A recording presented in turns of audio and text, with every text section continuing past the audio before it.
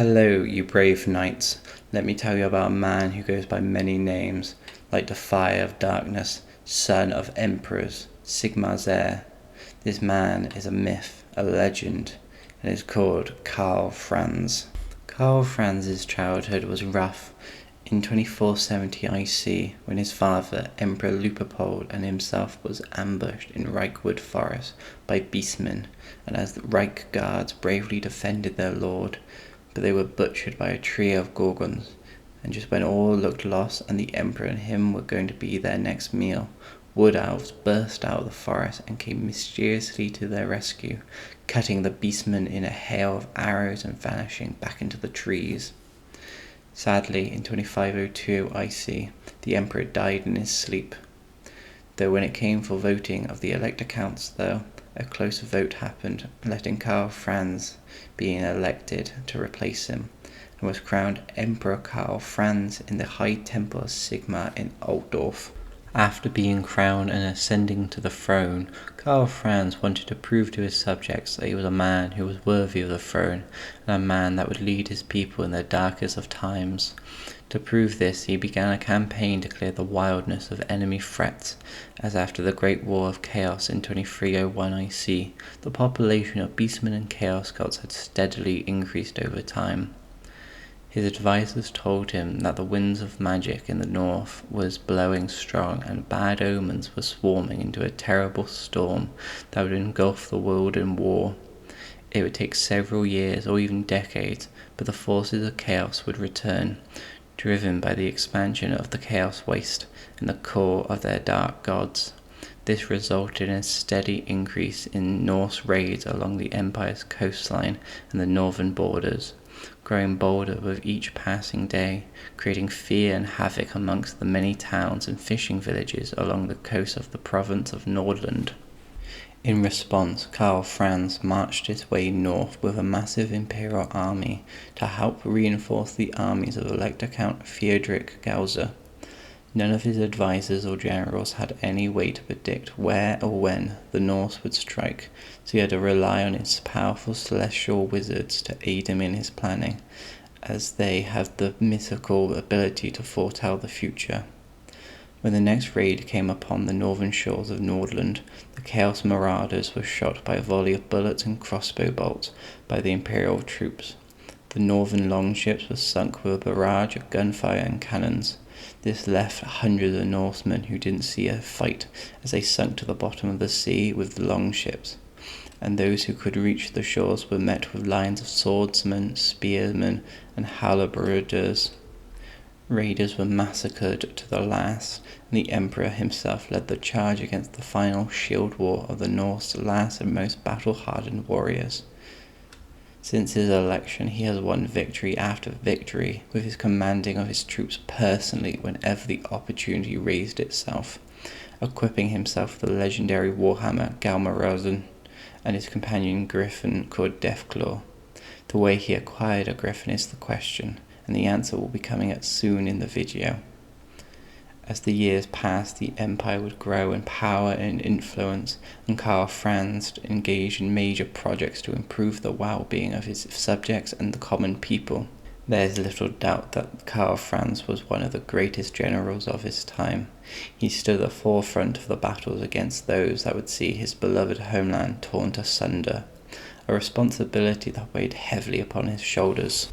The next great battle for our emperor is in 2504 IC, where a great war herd of minotaurs threatened to cross the grey mountains into Fiorlarun. Ariel ordered her spout weavers to divert the swollen water of the river and force the beasts back into the empire. And that's when Karl Franz did something none of his forebears had ever done, and walked into Fiorlarun to seek aid. The Great Council were little inclined to accept the emperor's demands, for they perceived that his greatness was worn as a mantle, and not draped over him like an expensive cloth. And so Orion and the Wild Hunt came over the mountains to the empire's aid, and while Karl Franz rallied the embattled army of Weastland, Orion and Nisophon, the prophetess, led a swift raiders of Fiorlarun far afield and struck at the warherd's flank. Following his path of destruction left by their king, the Glade Riders and the celebrants of Kunos carried their spears deep into the heart of the Minotaur's formation. The king in the woods slew the Doom Bull, whose blood rage had begun the rampage. Destroyed by volleys of handgun fire, torn to pieces by cannon fire, and their warriors cut down by the fury of the owls, the Minotaurs were pushed back, and seeing the enemy quiver, the men of the Empire cheered, but it was far too early, as the winds shift and spread the scent of blood all over, causing the Minotaurs into a frenzy. The beasts that were retreating, making the Empire cheer, were cut down by the new frenzy. Regiments of halberds and greatswords were crushed and slaughtered, and more blood pouring into the air, fueling the Minotaurs even more. Karl Franz moved to reinforce the line, but was swept off the back of his horse by a Cycle's boulder. From the other side of the battlefield, Orion's keen eyes saw when the Emperor fell, and he was torn between helping him or leaving, as Orion was heavily wounded and fought little for human's life. It was when Nirfin saw her liege's indecision quietly reminded him that the fate of the world rested on more than just those born to godly appearance, and it was the Emperor's nobility of his course. Orion rounded upon Nirfin with an expression so full of fury that the seers feared for her life. Then Orion laughed and sounded his great horn so loud that its winding was heard as far away as Aetherlarun.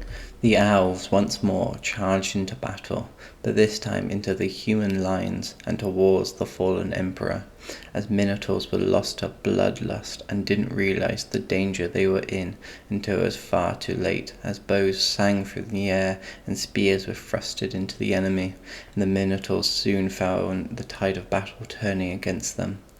As this happened, the king in the woods fought his way through the Minotaurs to the downed emperor, and planted his hooves either side of the wounded man, and bellowed a challenge that none of the warherd could not deny answering. By the time they realized what situation they were in, they fled, but not before multiple of their champions had fallen to Orion's spear. Orion was sorely wounded in the exchange. His godly ichor flowed freely from dozens of ragged wounds, but Karl Franz had not suffered so much as a single blow during the hours in which Orion had stood guard over his unconscious form. Not that the Emperor had any opportunity to thank his rescuer, for as soon as it was clear the Minotaurs had no stomach for further battle, the elves retrieved their dead and left the field. A month later, an emissary from Aetherlarun was allowed into the palace of Altdorf. He gave no name and delivered a gift and a message. The gift was the griffin egg from the highest peak in Grey Mountains, and the message was one of friendship, but an ominous nonetheless. We will be watching. In the year 2505 IC, after the death of the Elector Maximilian von Konswald, Karl Franz came personally to the estate of Konswalds to express his condolence to the young Oswald, Maximilian's heir. The Emperor reminisced that it was thanks to Maximilian that the original vote of 8-4 against him had been overturned into support from all electors save one. He also told Oswald that he was like a father to his own son, Luitpold, and that he would gladly come to the play of his friend's greatest victory over Constant Drachfils, the great enchanter. Taking the imperial court with him, Karl Franz enjoyed his time in the field with his family and friends around him, and ignored the warning signs, such a dream of his son Luitpold with levitating monks, that warned him to not come to the castle Drachfils as fancies. As he watched the play, he came to realize that the events in the play were too realistic to be the works of mere theatre, and decided to leave, but was hindered by Oswald, who held him by knife point to stay. As Oswald saw his plan to resurrect the great enchanter foiled by Doutlef Sickrick, he cut Karl Franz's throat and sought to flee, but was slain. The Emperor survived, but could only speak in whispers for a few months. During this time, the Karlswards were stripped of their titles, which were given to the von Testnicks. In the winter, when the emperor was returning from his stay in Tabahim, there was a devious plot being created from the Skaven to replace Karl Franz with a doppelganger puppet. Members of the palace guard of the imperial palace had been complicit on the plot, as they were corrupted by a Seneshi cult of the Jade Spectre. This plan was engineered by a Zinchian chained champion known as Skullface. The emperor had been taken captive by the Gracier Gaxa within the imperial palace, and would have died if it hadn't been saved by Ostland warrior Conrad and the Grace of Sigma. When his own corrupted guard tried to turn on him when the attempt to replace Karl Franz failed, Conrad, the renegade wizard Lichwin, and the knight Wolfgang von Nilward defended him, and the emperor, although weakened, promised to honor them and was escorted by 2 of the Templars of Sigma to safety. Karl Franz declared Conrad a hero and his crimes forgiven, but neither he nor his companions could be found again to be honored. For the next event for Karl Franz, we would have to wait until 2512 IC, as the emperor made a series of decisions that made people question his sanity.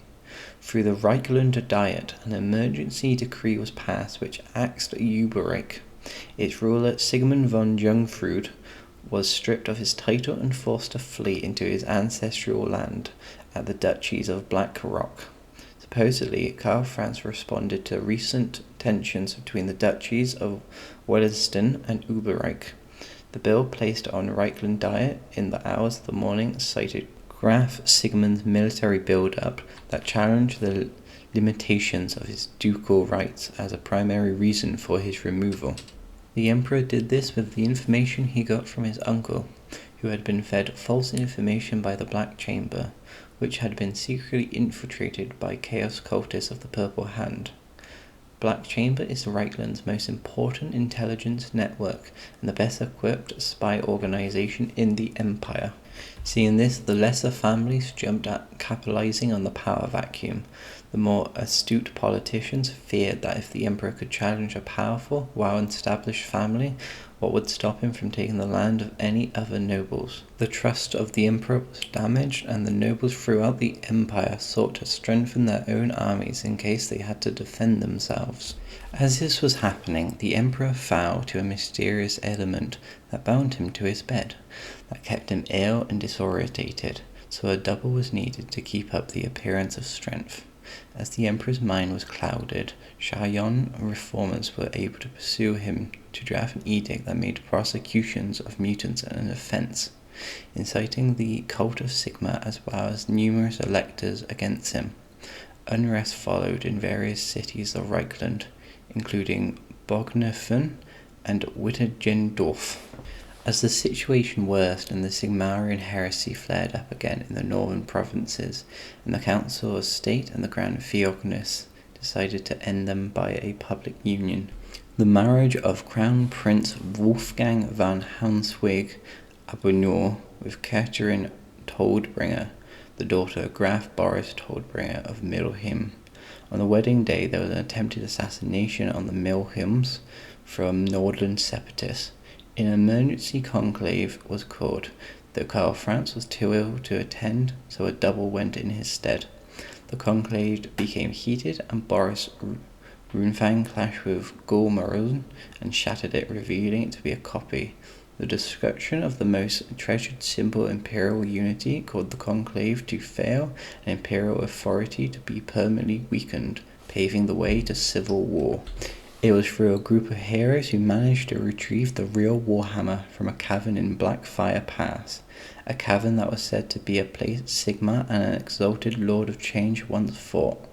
Unknown to all this was a plan made by the Lord of Change to free himself. As the ceremony was conducted, magical rifts opened over Ortdorf, Bognerfen, Ubersreich, Middelhelm, Tabachim, Bichefen, Everheim, Null, and Remas, unleashing demonic hordes upon them. Only with great sacrifices the demons' hordes could be defeated, and the plans of the Purple Hand, who wanted to make the Empire ruled by chaos, was stopped. With the real Warhammer once more in the hands of Karl Franz, the clouds of sickness and the fog of poison beaten, Karl Franz went to reunite the Empire. In an electoral conference, the largest reorganization of the empire since Magnus the Pyrrhus was passed. Hochland and Ostermark was restored as electoral provinces, with Sunderland and Midland becoming part of Middelheim and Westland. Talabheim and Talakenland was reunited as one province, while those who had been loyal to him were rewarded, like Maras Liddorf and Valmin von Rakow.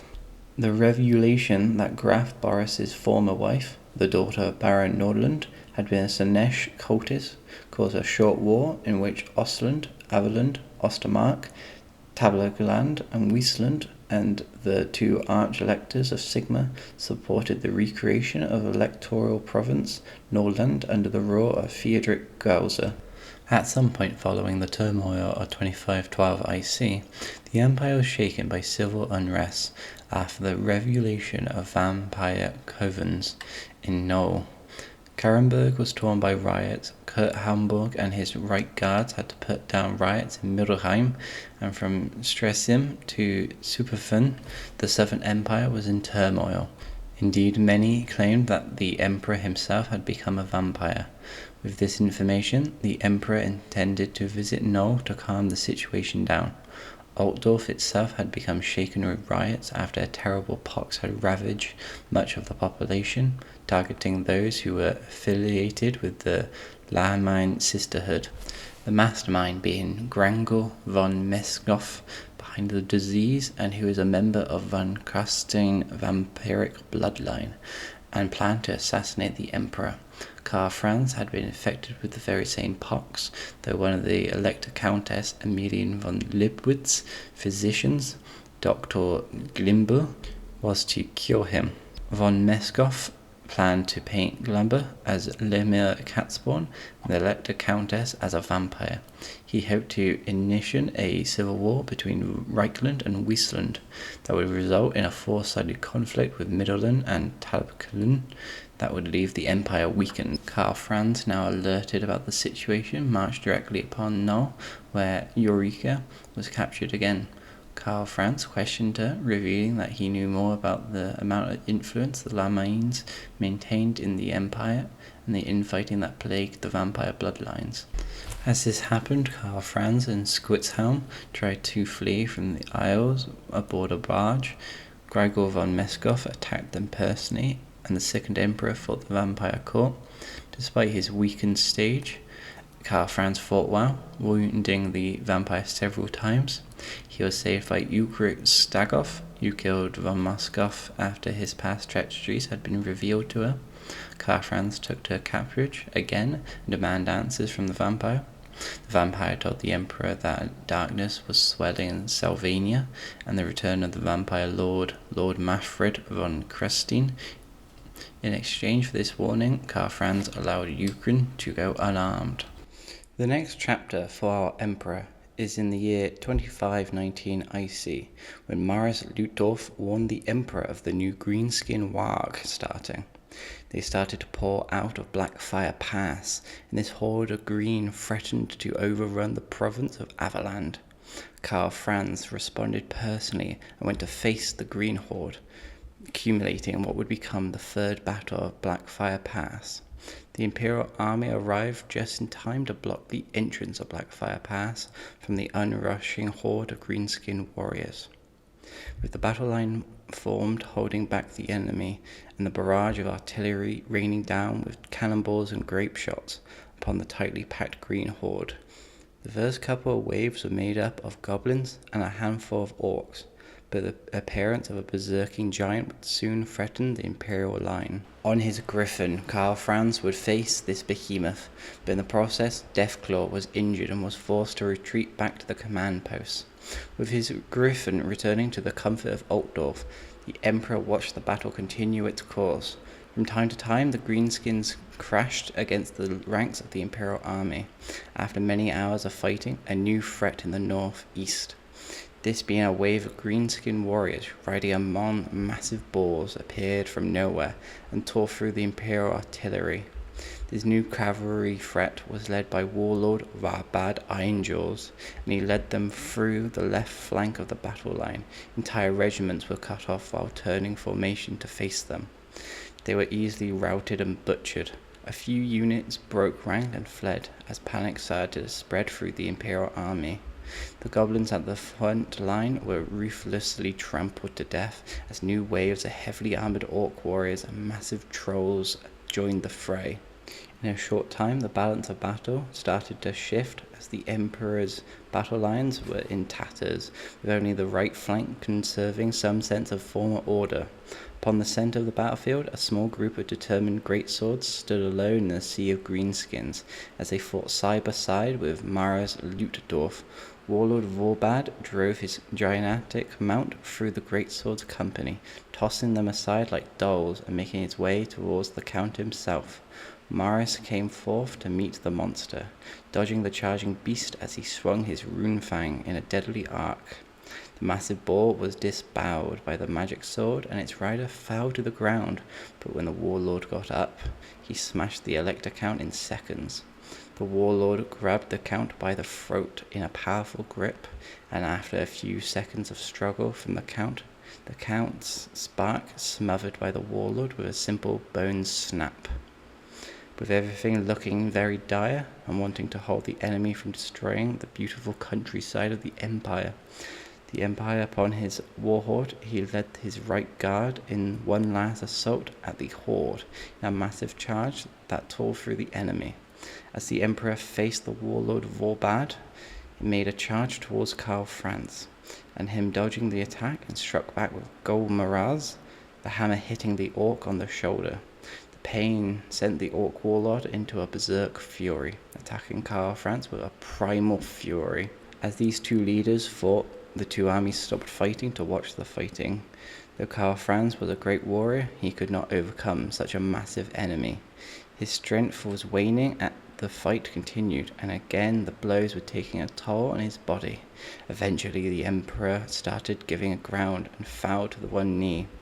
At the sight, the troops of the Empire cried out in pain. Tasting victory, the warlord got ready for the final killing blow. Karl Franz, who was overwhelmed with pain, wished with everything he had to continue the fight, as he knew that if he fell in this fight, the orcs would ravage the Empire and kill his people. Deep down in his heart, he prayed for deliverance, for the strength to overcome his foe, just like Sigmar had done centuries ago. His silent prayer was sincere and was not ignored. In an instant, a blinding aura shined around the Emperor's body as the hammer glowed with a fierce golden light. The pain all through his body vanished, and a new unearthly strength flooded his muscles. A primal fighting spirit blossomed in his heart as the Emperor rose to meet the warlord once more. The warlord stopped in his track as the Emperor's appearance changed into a gigantic barbarian dressed in fur. The man shouted a loud battle cry that boomed amongst the mountains, and it had done so all those centuries ago. At the sound of the battle cry, the orc's instincts were overcome by memories inscribed in the soul of his race, the memories of a mighty barbarians defeating the orcs in a war for the domain of the rich plains, and driving them to the desolation beyond the mountains. These men were led by the very same champion that stood in front of the warlord, and for the first time in his life, the orc felt the coldness of fear. The warlord stood there dumbfounded, and the split second of hesitation would cost him everything, as the barbarian king would swing his giant warhammer at the orc's skull, and with a thunderous crack, the dropping of the beast to the ground. The events of Blackfire Pass were re-enticed, and the Greenskins horde panicked and fled the battlefield at the sight of their warlord's fall. As the life was leaving the warlord's body, he would look up in bloodied eyes at the wounded man in black armor, and not the godlike enemy that had vanquished him. The warlord could not understand what happened, and in defiance he would raise his claw, but all little strength he had into an attack, but the strength left his body, and dropping back to the ground once more. From that day on, the name of Karl Franz had been pronounced in the Empire with even greater pride. for all heard the tales of the duel, and even though in years to come the stories about the battle was embellished and exaggerated, everybody always agreed that on that day Sigmar himself had fought alongside his descendant.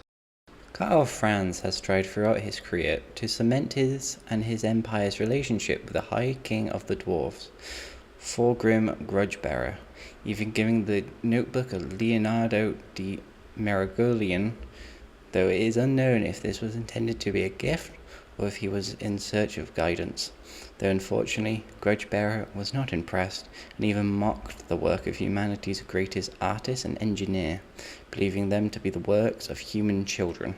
Now this section is appropriately called the End Times. During this event, the Emperor proved his devotion to his homeland and people by giving his life to hold back the hordes of Nurgle during the forces of Chaos' horrific siege of Altdorf, just as his old ally Leon Cincian fell fighting Kugoth Plaguefather and his demonic hordes. So too did Karl Franz fight the Glotkin on to death. Outside the palace gates, Glot locked his tentacles around Deathclaw's neck as his brother Otto approached the Emperor. Karl Franz was making his last stand, somehow standing bolt upright with an expression of grim determination on his face. The Emperor of the South holding a rune sword in his offhand as his severed right arm squirted blood onto the gravel. He was pale, but determined to die with dignity. His opponent, Otto Glot. He was about to attack his foe once more, but stopped as the sound of hooves galloping and darted to the right, and narrowly avoiding having his head bisected as a white-haired warrior with plate armor hammered past with a blade outstretched. The rider rode past him and around the palace fountain, coming up behind his master with a sword that was almost identical to what wielded by Karl Franz himself. The Emperor did not take his eyes off Otto Glotz, even when his giant brother fought Deathclaw. Karl Franz's voice was steely, even under all the pain, as he greeted the rank marshal who had galloped to his side. The officer also eyed up Otto with a wary contempt. There was a crack of stone as Gurk hurled Deathclaw into the nearby fountain. The tension snapped, and all three warriors launched at each other. Otto Glotz's scythe arched downward towards Karl Franz's chest with all his force he could muster. The Emperor's runic sword came up awkwardly, but he was too slow, and it was his bodyguard Halberg that blocked the blow, his rune fang hooking around the scythe's wooden neck and ripping it from Otto's grip to sending it spinning across the courtyard. Otto being de-weaponed, he pulled out his rusted sword at his waist before backhanding Halberg with such force that the Reich Marshal stumbled to the ground. With Otto being distracted with Halberg, the Emperor plunged his rune fang into Otto's chest, but missing his heart by a finger's inch away. Otto twisted and kicked, yanking the sword from his foe's grasp and sending his own sword at Karl Franz's throat. The blade never found its target as Halberg's hand grabbed it, and blood dripping from his hand, letting the Emperor struggle back. Otto with ease ripped his rusted blade back and severing 3 of the Reich Marshal's fingers before lunging forward, the rusted blade piercing Halberg's eye socket and through his skull and smashing the back of his skull. As Halberg was dying, he pleaded for forgiveness from Sigmar before his body slid off the rusted blade and onto the floor. Laughing, Otto turned towards the one-armed Emperor, and Otto raising the stolen runefang up in the air with an arrogant display of swordsmanship. With Deathclaw pinned in the fountain by his immense bulk, Gurk also turned to loom over the Southern Lord. With his final breath, the Emperor called for his god for one last time, and the world was changed forever. At that moment, the searing twin-tail comet that was soaring the sky smashed down onto the body of the Emperor, unleashing a blinding light that eradicated the unholy taint that had plagued the besieged city.